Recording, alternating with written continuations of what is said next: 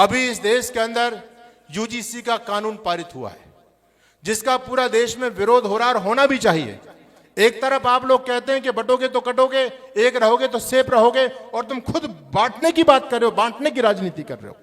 पहले आप लोगों ने यह कहा कि हम देश में जातिगत जनगणना नहीं होने देंगे, लेकिन राहुल जैसे लोगों ने जब दबाव बनाया तो आप उनके सामने झुक गए और आपने ये भी स्वीकार किया कि देश में जातिगत जनगणना भी हो जाएगी।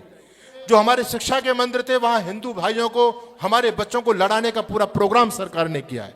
लेकिन मैं कहना चाहता हूं कि इस देश का प्रधानमंत्री ओबीसी से आता है, इस देश का राष्ट्रपति भी ओबीसी से आता है। जब देश का राष्ट्रपति ओबीसी से, प्रधानमंत्री ओबीसी से आ रहा है, एसटी से आ रहा है, तो बंधुओं फिर तुमको भय किस बात का है?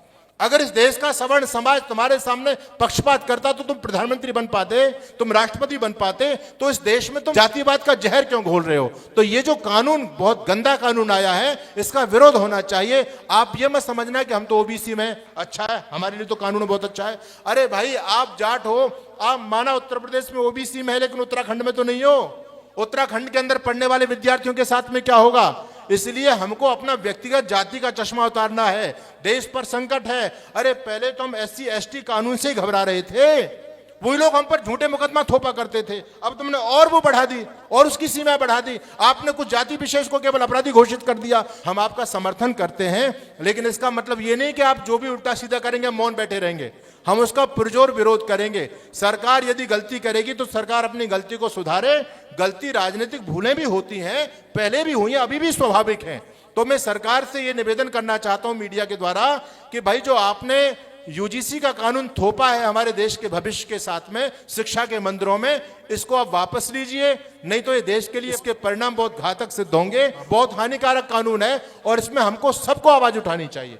ये नहीं सोचना चाहिए कि हम तो भाई ओबीसी वाले हैं, अच्छा हमारे लिए तो कानून है। ऐसा नहीं है, ये हिंदू को बांटने की योजना है।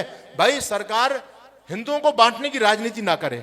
हम तो आपसे ये कहते हैं कि आप हिंदू राष्ट्र बनाओगे, आप हिंदुओं को सबल बनाओगे, और आप भी हिंदुओं को बांटने की राजनीति कर रहे हो।